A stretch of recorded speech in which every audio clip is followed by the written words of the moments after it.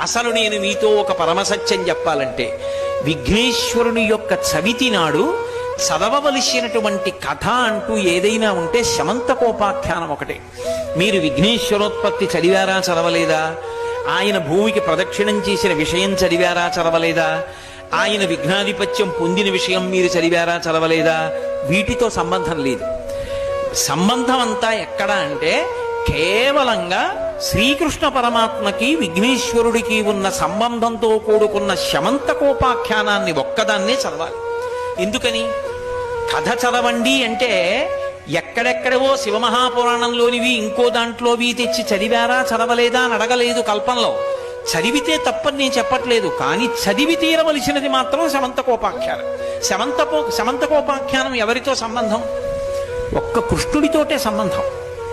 అందులో పార్వతీదేవి సంబంధం గాని పరమశివునితో సంబంధం గాని ఎక్కడా లేదు.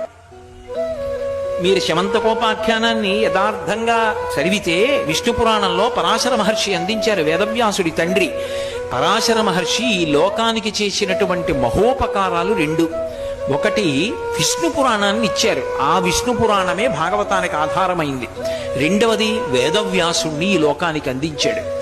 అటువంటి పరాశర మహర్షి చేత రచింపబడినటువంటి విష్ణు పురాణం, వ్యాసుని చేత రచింపబడినటువంటి స్కాంద పురాణం శమంతకోపాఖ్యానానికి ఆధారాలు.